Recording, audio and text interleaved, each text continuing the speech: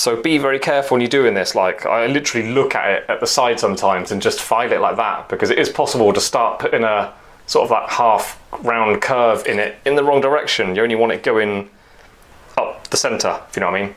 So the tallest bit of the curve we're putting in there is directly in the middle, in between those two claws, because it is possible, if you're not paying attention, to sort of curve it up, sort of diagonally up, and it ruins the look of it.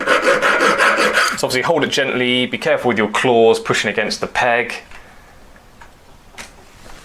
Be careful not to damage a ring, even pushing it on any kind of metal work there. Very lightly, firing this away. Not trying to work too quickly. Whoops.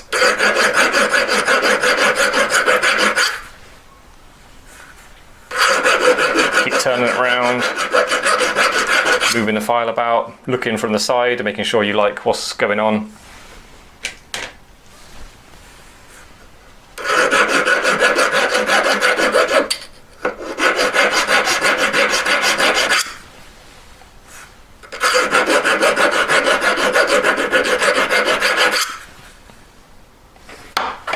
I have got these little stone cutter discs, little cut-off discs. When you can wear them down, like I can spin that against a stone, like knife sharpening stone, reduce the diameter of it, and that can go inside rings, and that can be a useful thing for this. Rather than using your half-round file, you can use this. It's quite nice to, in this kind of scenario, to just move across it with that. And then you neaten it up with your file and go to your paper whizzer cylinders.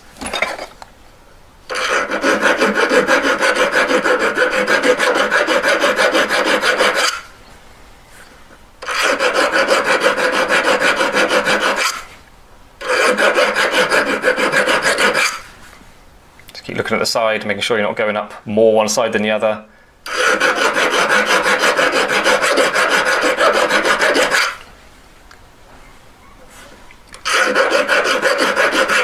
There's no sprint to the finish line when you're making jewellery. I think you should slow down towards you get to the end, because it's obviously worked hard and many hours and concentrated a lot and tried to do things as good as possible. It's a shame to ruin it by being all haphazard with your file at this sort of stage. So I actually slow down, I think, when I'm making rings at the final stages. So I just creep up to the perfect lines.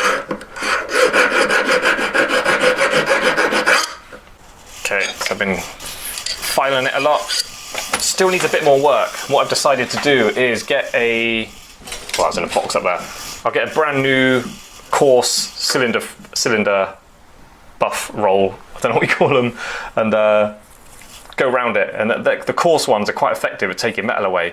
So I can very carefully watch from the side as I'm taking it away.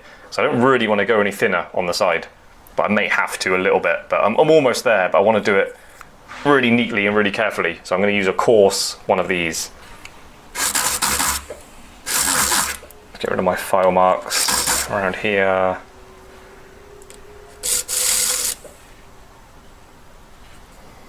These are nice because they're so straight. You just hold it really straight and zing round it.